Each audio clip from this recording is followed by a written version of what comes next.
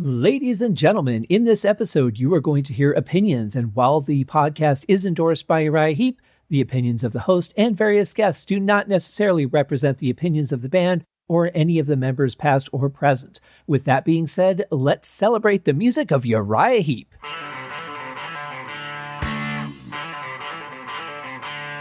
Welcome to Uriah Heep, the Magician's Podcast.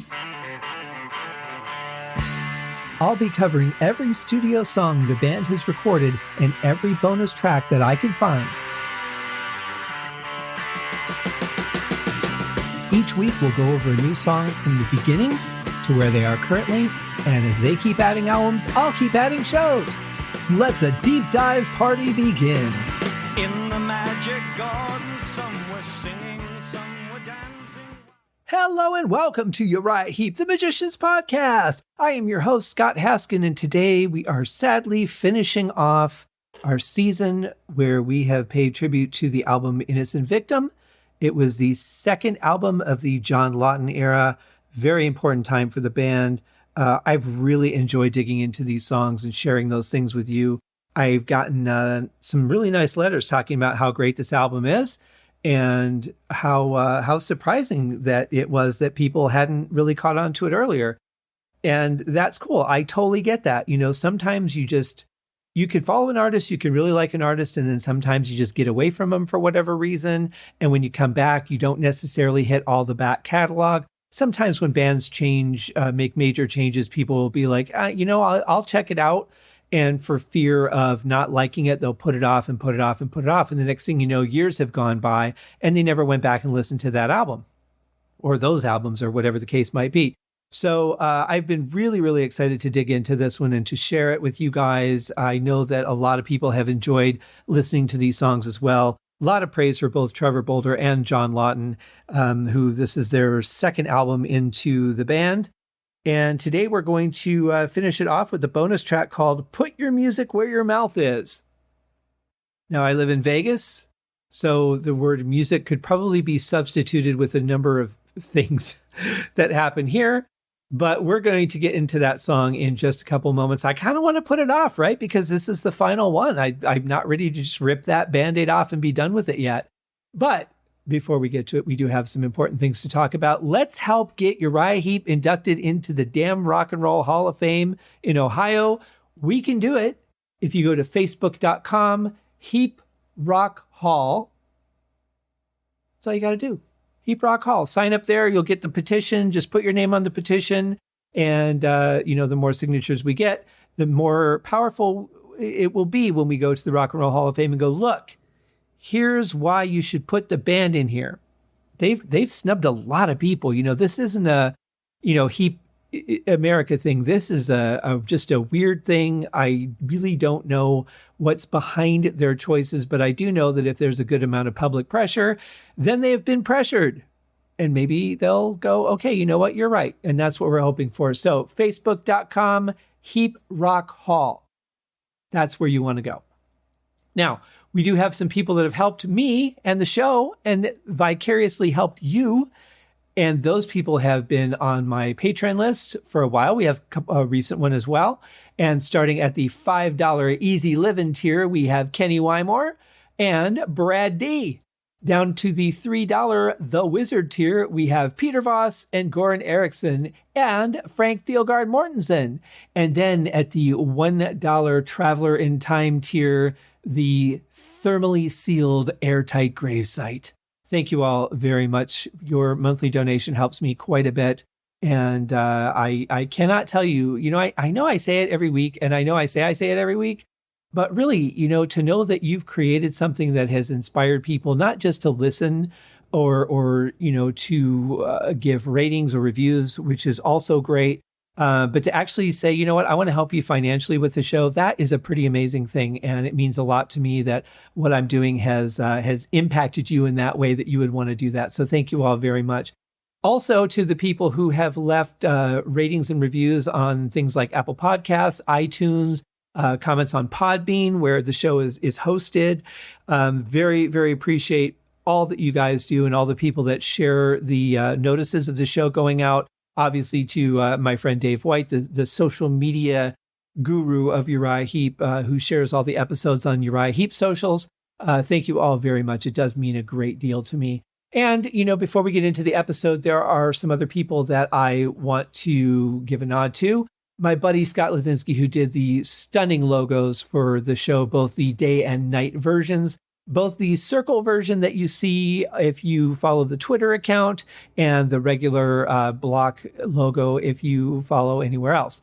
Actually, I think the circle account might be on Facebook too. I can't remember. But anyway, a stunning logo. Thank you very much. And of course, my friends at Audionamics.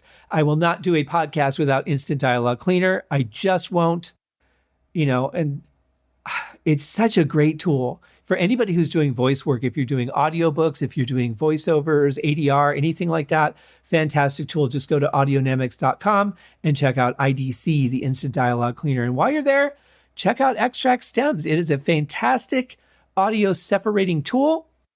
I'm actually working on it for a special project I'm trying to do for my other show, the Haskincast podcast, and it's a lot of fun to work with. So check those things out, folks. They're amazing, and really Extract Stems too. If you want to learn guitar solos, to be able to isolate those harmonic tracks and be able to hear what's going on, get the drums and the vocals and the bass out of there and really focus on guitar or keyboard. They're great for that. But at the same point, if you want to hear the drums, they'll pull out the drums for you and you'll be able to listen to all those subtle little things that you can't hear because they're buried in the mix. Same with vocals and same with bass. You get 4 separate tracks. Very, very cool stuff. And the algorithms that are running behind them are just insane. So thank you to my friends at Audionamics. Now, of course, I would be remiss if I didn't talk about my brothers at the Deep Dive Podcast Network. At the Deep Purple Podcast, we have Nate and John. At Skinnerd Reconsidered, we have The Simple Man. At T-Bone's Prime Cuts on the Other Side, we have Terry T-Bone Mathley. At Sabbath Bloody Podcast, we have Uriah. At In the Lap of the Pods, we have Paul, Joe, and David. You just heard David on a very recent episode. He was such a fantastic guest. I could have talked to him for so much longer. And over at Hawk Binge, we have Andy and Matt. And at Maiden A to Z Pod, we have Eric and Jonathan. And let's not forget my good friend Brandon at Metallicast, as well as Ace, the band's manager. He has a great show on Stitcher and YouTube called Ace on Music.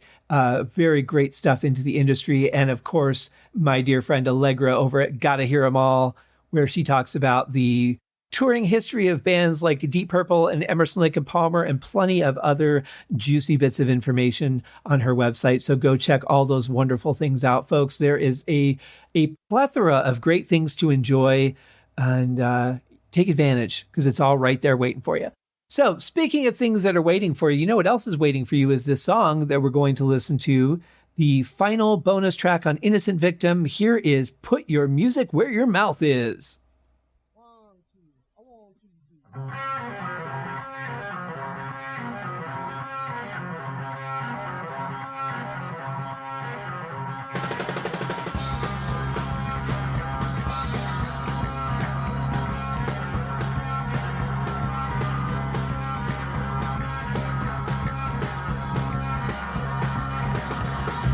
Boy, no holds barred with this one, just jumping right into some power. Love it. I love that riff. That I would think that would be hard to play, but I've seen Mick play, that kind of stuff before. His fingers are just so fast, and but not to the point where the notes aren't clear, where you can hear them, which is very important. People can play fast, but if you don't press down hard enough, the notes get muted and it doesn't sound good. But what he's playing here, you can hear everything. Love the way the drums just kick right in with a good, powerful fill. I really noticed, too, in the background, the keyboards, the way that they, change halfway through there really feels like that repeated at the end could be a very strong ending. So we'll have to see when we get there what the ending was like, if it was a repeat of this sequence from the beginning or if it's something else.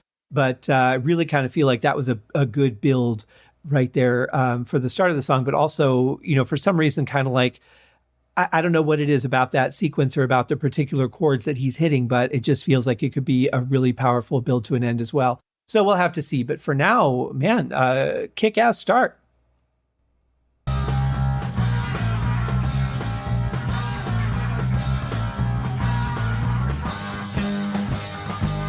If you're looking for money, sonny, you better keep on running. If you're looking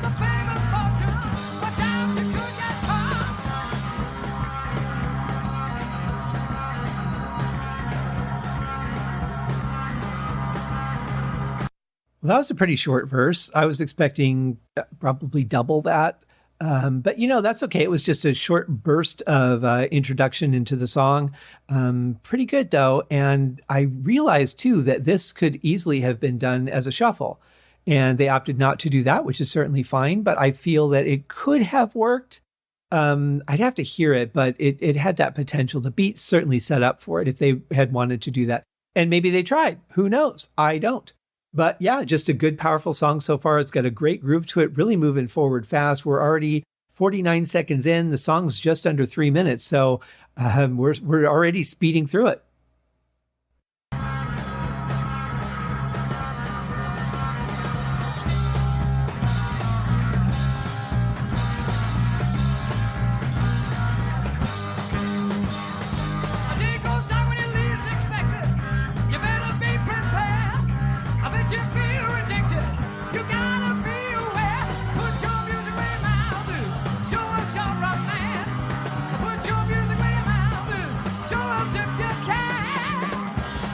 Vocals do feel like they're a bit rushed. I do like the fact, though, that during the verse, he's not starting all the lines where you would expect him to. It's kind of throwing, a little bit of a curveball in there, which is pretty cool. I love the riff. I love that riff before he starts singing the verse. That's great. It's a nice flow from the previous riff.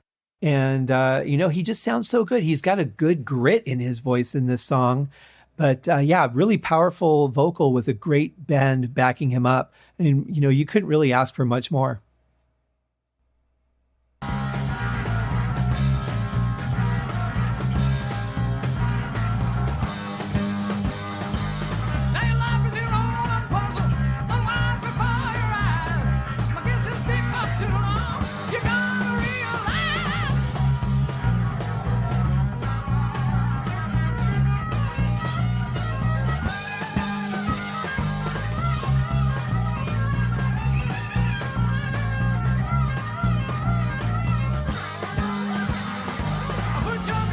Well, see, that's what I was talking about. When I said that Mick's fingers are fast, that is a perfect example of what I was talking about. It's almost like he wanted me to say it so he could play that solo.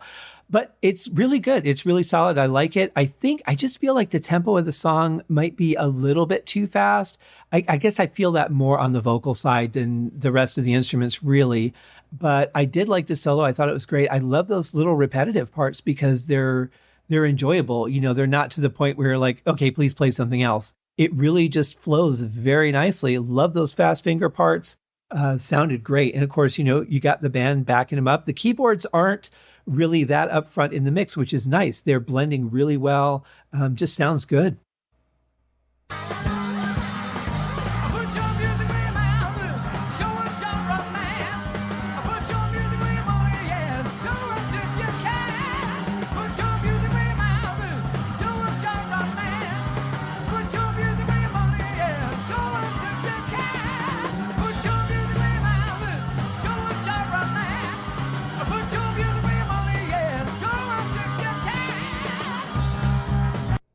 So on the deluxe CD, this track is listed as previously unreleased. So you can certainly tell it does sound a little bit different from the album. It didn't get mixed at the same time. It didn't get put through the same filters and processes and all that the main songs on the album did. And that's okay because it actually still sounds pretty good. It's a little bit rough, but you can hear what the organ is doing. You can hear the bass. You can hear the guitars, the vocals, the drums. Everything cuts through really nicely.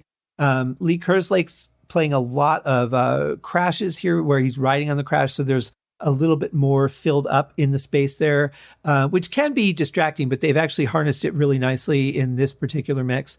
So yeah, great song. The only thing I would criticize, I guess, just for my own taste would be, the first time that John Lawton in the end of the first verse, I think it was, just did that like thing. That was cool. But that kind of stuff to me gets really obnoxious. So you do it once in a song. Okay, you know what? Not bad. But by the time that you're doing it the second time, for me, that's a little off-putting. And I know everyone's going to have their opinion on that. That's fine. But I love vocal dynamics. I love when singers throw things in there like that. But that thing, for whatever reason, is just something that's never synced up well with me. What I will say, though, is that his voice sounded fantastic while he was doing it. So even if, even if you're doing something I don't like, if you can sound good while you're doing it, then I'll still give you some props. And I think, I just love that grainy sound that he has. I think it was one of the recent episodes where I kind of compared him to Graham Bonnet from Rainbow and Alcatraz and Michael Schenker in that way, because they have a very similar grit sound to their voices, which I really, really like. And they harmonize with themselves very well, considering that. So that's pretty cool.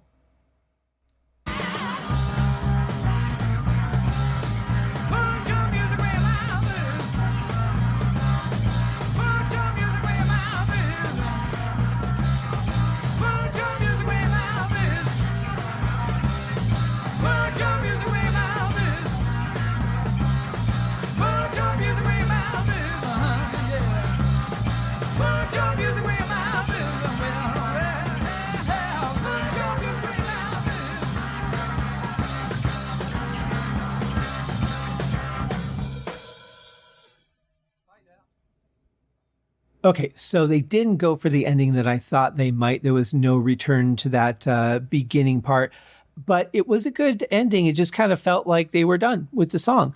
I feel like the last minute or so was really repetitive. The song could have been much shorter, or they could have gone into another change somewhere along the line, added another part to it. I think they would have had something a little bit bigger. This, I would have to say, so far has probably been my least favorite, which is by no means a slam on the song, because I've enjoyed every song immensely, regardless. And I just feel like this was really more of an underdeveloped demo than it was an actual final song. So I can certainly understand why it hadn't gotten released prior to this. But I think they had something here. I think the riffs were good. I think the groove of it was good. It was exciting. It was dynamic. And had there been maybe a different vocal approach where it wasn't so repetitive, maybe there was, like I said, another part that he could have gone into vocally as well as musically, could have added a lot to the song. But in any case, it wasn't destined to be released in the first place. It's really more an insight as to just an idea that they had that didn't really get fully developed. But what's interesting is I was curious. I couldn't tell exactly what he said at the end, so I thought I'd boost the volume. It sounds like it's Ken Hensley saying "fade out," but listen to the sound that is going on behind him. Find out. That's a neat little synth sound that I didn't really expect, because it's so quiet at that point. You really can't hear that bit of dynamic synth, but it's really good. I like that. I would like to know how that sat in the song, perhaps, if it was in there, if it was maybe just something he hit for the end. I don't know. Maybe it was just an audio glitch. Who knows? But either way, it was kind of neat. And that wraps up our song and our season. Guys, we'll be back. Of course, we'll be back for another season tomorrow, starting on the next album. I'm not even going to tell you what it is. Maybe you already know, maybe you don't. Doesn't matter. You're going to get all the songs from it here on Uriah Heep, the Magicians Podcast. I hope you guys have a great Monday. We'll see you tomorrow. Cheers. Thank you for joining me on this episode of Uriah Heep, the Magicians Podcast. If you have enjoyed this show, please consider going over to Apple Podcasts or your favorite podcast outlet, leaving a rating or a review. Be sure to subscribe to make sure that you are notified when new episodes are available. Please be sure to share this podcast with your fellow Uriah Heep enthusiasts and anyone who you think would like Uriah Heep, which should be everyone. And if you are so inclined, please feel free to contribute to the Patreon account. And if you are not a Patreon subscriber, you can also pay through the PayPal link on the website listed in the show links below. I would also like to thank Uriah Heep for their very generous support of the show, and thank you guys for listening. We'll see you in the next episode. Happy days!